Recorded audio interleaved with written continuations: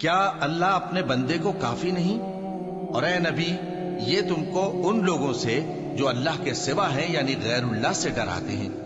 اور جس کو اللہ گمراہ رہنے دے اسے کوئی ہدایت دینے والا نہیں، اور جس کو اللہ ہدایت دے اس کو کوئی گمراہ کرنے والا نہیں۔ لیکن جب ضیاء الحق نے یہ امینڈمنٹس کی ہیں جس کا ذکر ابھی طاہرہ نے کیا ہے 295C اور ABC اور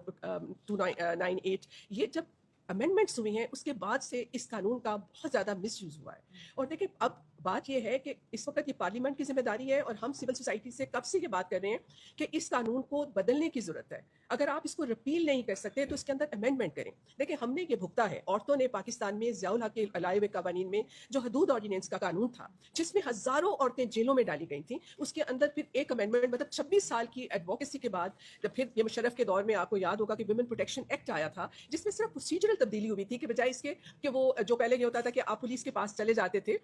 عورتوں کے خلاف کمپلین کے جی گئے اس کا مجھے شک ہے کہ اس کا کسی کے ساتھ کوئی زنا کر رہی ہے یا کچھ، تو وہ نان بیلیبل اوفینس ہوتا تھا، پولیس ان کو پکڑ کے اندر کر دیتی تھی اور پھر وہ عورتیں سال ہر سال جیلوں میں پڑی رہتی تھیں۔ اور صرف یہ ایک معمولی سا انہوں نے پروسیجرل چینج کیا کہ بھائی پولیس کے پاس کیس رجسٹر نہیں ہوگا، آپ سول جج کے پاس جائیں گے، اور اگر وہ آرڈر کرتا ہے اور اگر یہ ثابت ہوتا ہے کہ آپ نے غلط جو ہے الزام لگایا ہے تو پھر اس کے اوپر جو ہے قذف کا قانون لگ جائے گا اور وہ بندہ بھی گرفتار ہوگا۔ آپ یقین کریں اس پروسیجر کے بعد پاکستان میں حدود آرڈیننس میں عورتوں جیلیں بالکل خالی ہو گئی خواتین سے۔ اب بھی اگر آپ کو حدود کے اندر عورتیں نظر نہیں آتی ہیں، بھائی خدا کا خوف کریں۔ پارلیمنٹ کو میں کہتی ہوں کہ یہ کس قسم کی پارلیمنٹ ہے جو ایک اینٹی پیپل، ان کو سمجھ آ رہی ہے کہ یہ کیسا قانون ہے جو لوگوں کی زندگیوں میں عذاب لے کر آیا ہوا ہے۔ آپ دیکھیں پیپل ایک بریلینٹ، آپ کو یاد ہوگا پروفیسر